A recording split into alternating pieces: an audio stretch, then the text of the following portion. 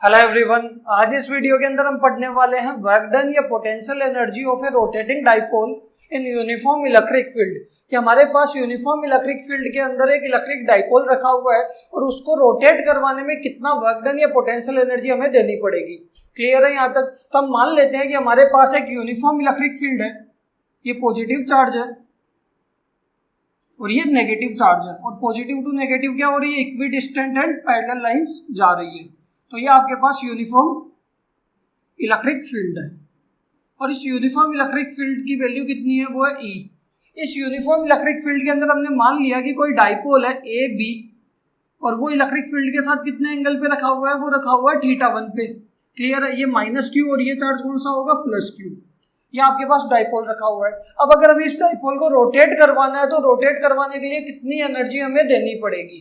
Clear है? तो मान लेते हैं कि ये θ1 एंगल पे है, तो हम इसको रोटेट करवा के कहाँ पे ले आएंगे, θ2 एंगल पे ले आते हैं, कहाँ, इलेक्ट्रिक फील्ड के साथ। यानी हम ए डेस और बी डेस पे इसको रोटेट करवा के ले आते हैं, माइनस क्यू और प्लस क्यू चार्ज को। क्लियर है कि पहले इलेक्ट्रिक फील्ड के साथ कितने एंगल पे था, θ1 पे। अब हमने रोटेट करवा के इसको कितने एंगल पे ले आए, इलेक्ट्रिक फील्ड के साथ θ2 पे, यानी θ1 से कहाँ लेके जाना, θ2 पे। ठीक है, तो अगर आप देखोगे कि यहाँ से θ1 से θ2 ले जाने में हमें कितना वर्क डन लगने वाला है, ये कितनी एनर्जी इस पे हमें देनी पड़ेगी, ये हमें कैलकुलेट करनी है, निकालना है। क्लियर है? तो मैंने मान लिया कि यहाँ से यहाँ तक इसके अंदर डिस्प्लेसमेंट कैसा हुआ है, वो एंगुलर डिस्प्लेसमेंट हुआ है dθ, यानी स्मॉल डिस्प्लेसमेंट की बात कर ली, कितना, dθ। तो अगर डिस्प्लेसमेंट आपका स्मॉल हुआ है तो वर्क डन भी क्या लगेगा, स्मॉल लगने वाला है। तो यहाँ से अगर हम बात करते हैं कि let dw be the small amount of work done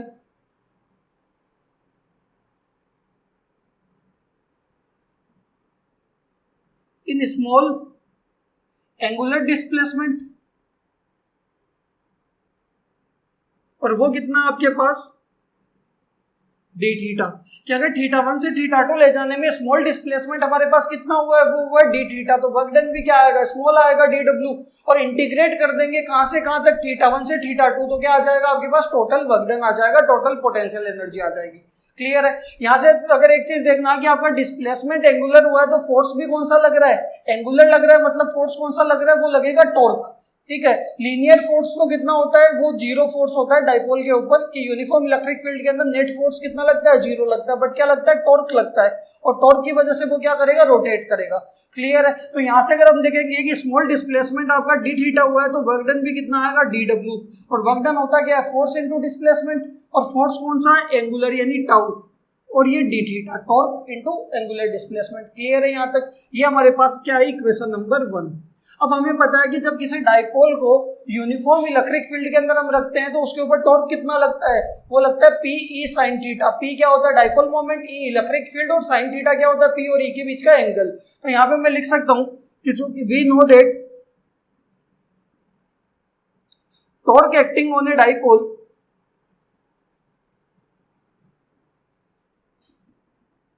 in uniform electric field. कि यूनिफॉर्म इलेक्ट्रिक फील्ड के अंदर किसी डाइपोल के ऊपर टॉर्क कितना लगता है, तो वो टॉर्क की वैल्यू होती है, वो होती है tau equals to P E sine theta.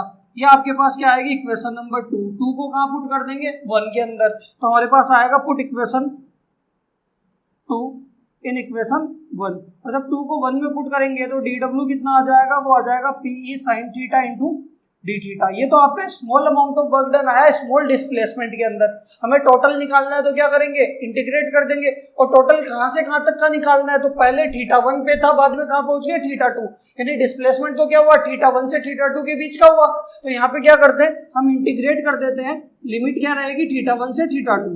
तो इंटीग्रेटिंग बोथ साइड, और जब दोनों साइड हम इंटीग्रेट करेंगे तो हमारे पास क्या आने वाला है, तो यहाँ से अगर आप देखोगे तो ये तो हो जाएगा 1 डॉट dw, और यह आपके पास हो जाएगा P E sine theta into dθ।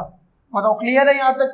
ठीक है, तो जब ये θ1 पे था डाइपोल तो आपके पास वर्क डन कितना लग रहा था, वो 0 लग रहा था, और जैसे ही θ2 पे लेके जाएंगे तो वर्क डन कितना होगा, वो हो जाएगा w। क्लियर है? 1 डॉट dw का कितना होगा, तो w के रेस्पेक्ट में कर रहे हैं तो ये w आ जाएगा, और ये 0 से w।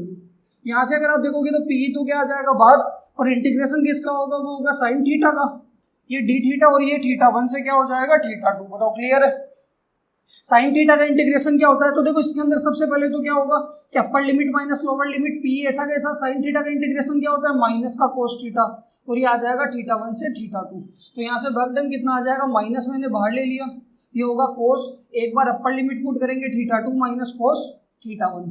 क्लियर है। यहाँ अगर मैं माइनस से अंदर मल्टीप्लाई करूंगा तो यहाँ पे पोटेंशियल एनर्जी या वर्क डन क्या हो जाएगा, तो देखो पोटेंशियल एनर्जी और वर्क डन दोनों एक ही चीज है, और वो क्या होने वाला है, तो अगर मैं यहाँ माइनस से अंदर मल्टीप्लाई कर देता हूँ तो माइनस से मल्टीप्लाई करूंगा तो कोस थीटा 2 तो किसका हो जाएगा माइनस का, और कोस थीटा 1 किसका हो जाएगा प्लस का। तो यहाँ से आपके पास देखो पी तो बाहर ऐसे कैसे, और कोस थीटा 1 तो प्लस का, माइनस क्या हो जाएगा कोस थीटा 2। क्लियर है यहाँ तक। तो देखो पी तो आपके पास क्या होता है इलेक्ट्रिक डाइपोल मोमेंट, ई क्या होता है इलेक्ट्रिक फील्ड, थीटा 1 आपका क्या है कि डाइपोल इलेक्ट्रिक फील्ड के साथ इनिशियली कितने एंगल पे है, और थीटा 2 क्या है कि रोटेट करवाने के बाद डाइपोल इलेक्ट्रिक फील्ड के साथ कितने एंगल पे है, कि थीटा 1 आपका इनिशियल एंगल है और थीटा 2 क्या है फाइनल एंगल है। क्लियर है यहाँ तक। ठीक है, तो ये हमारे पास क्या है वर्क डन या पोटेंशियल एनर्जी का फॉर्मूला है। इसके अंदर हम एक केस की बात करते हैं कि मान लो आपको इनिशियल एंगल नहीं गिवन है, इनिशियल एंगल नहीं दे रहेगा, बट आपको फाइनल एंगल गिवन है कि डाइपोल को रोटेट करवा के इतने एंगल पे लेके जाना है। मान लो कि आपको बोल दिया कि 60 डिग्री पे डाइपोल को ले जाने में वर्क डन बताओ, तो आपको फाइनल एंगल पता है कि डाइपोल क्या होने वाला है 60 डिग्री पे होने वाला है, इनिशियल एंगल आपको क्या है नहीं गिवन है, तो उस केस के अंदर आपका इनिशियल एंगल बाय डिफॉल्ट क्या हो जाएगा 90 डिग्री हो जाएगा, कि आपको इनिशियल एंगल नहीं गिवन बट फाइनल एंगल की वैल्यू आपको गिवन है कि इतने डिग्री पे डाइपोल को ले जाने पे वर्क डन बताओ। क्लियर है। तो इनिशियल क्या हो जाएगा 90 डिग्री हो जाएगा। तो इसके अंदर हम क्या करते हैं केस कर लेते हैं,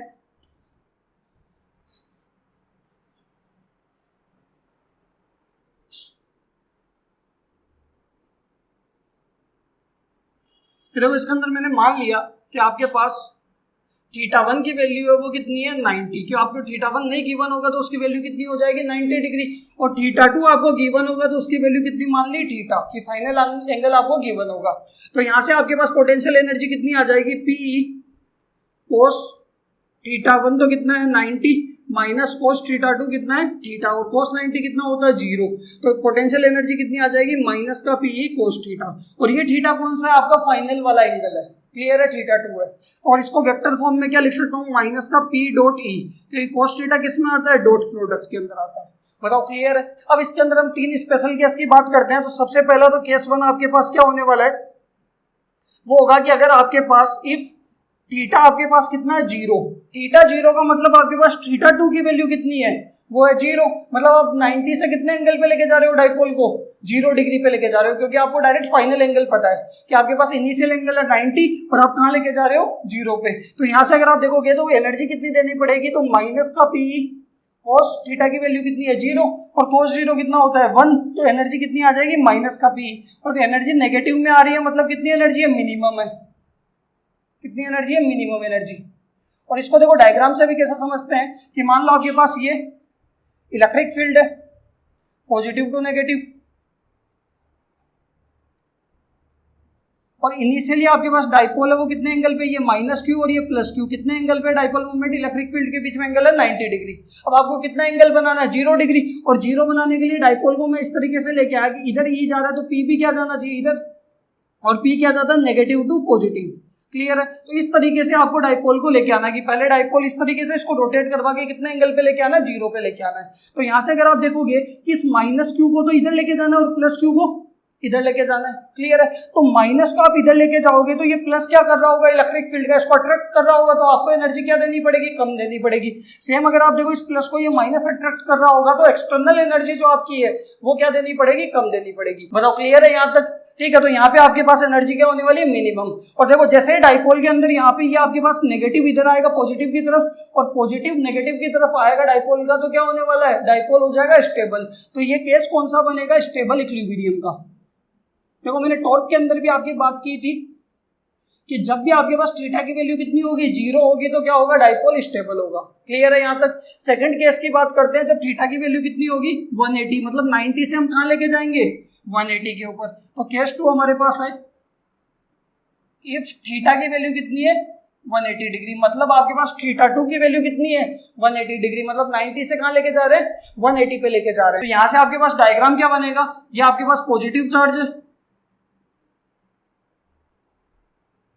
और ये नेगेटिव चार्ज, और पॉजिटिव टू नेगेटिव क्या जा रही है, इलेक्ट्रिक फील्ड लाइंस आ रही है, ये यूनिफॉर्म इलेक्ट्रिक फील्ड। इसके अंदर इनिशियल एंगल आपके पास कितना है डाइपोल और इलेक्ट्रिक फील्ड के बीच में, वो है आपके पास 90 डिग्री।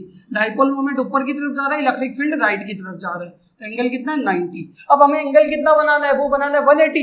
180 का मतलब है कि इलेक्ट्रिक फील्ड अगर आपका इधर जा रहा है तो डाइपोल मोमेंट क्या जाना चाहिए, अपोजिट, मतलब एंगल कितना हो जाएगा 180 डिग्री। यानी डाइपोल मोमेंट, अगर मैं डाइपोल को इस जगह पे लेके आता हूँ तो डाइपोल मोमेंट क्या जाना चाहिए, इस तरीके से लेफ्ट में जाना चाहिए। इलेक्ट्रिक फील्ड राइट में जा रहा है तो दोनों के बीच में एंगल कितना है 180 डिग्री। यहाँ से अगर आप देखोगे कि डाइपोल मोमेंट लेफ्ट में जा रहा है तो ये चार्ज कौन सा होगा, माइनस क्यू, और ये कौन सा होगा, प्लस क्यू। इसका मतलब है कि इस प्लस को हमें यहाँ लेके आना है और इस माइनस को यहाँ लेके जाना है, प्लस को यहाँ लेके आना है। तो यहाँ से अगर आप देखोगे प्लस को, ये प्लस क्या कर रहा होगा, रिपेल कर रहा होगा, माइनस को माइनस क्या कर रहा होगा, रिपेल कर रहा होगा। तो आपको एनर्जी क्या देनी पड़ेगी, वहां ले जाने के लिए ज्यादा एक्सटर्नल एनर्जी देनी पड़ेगी।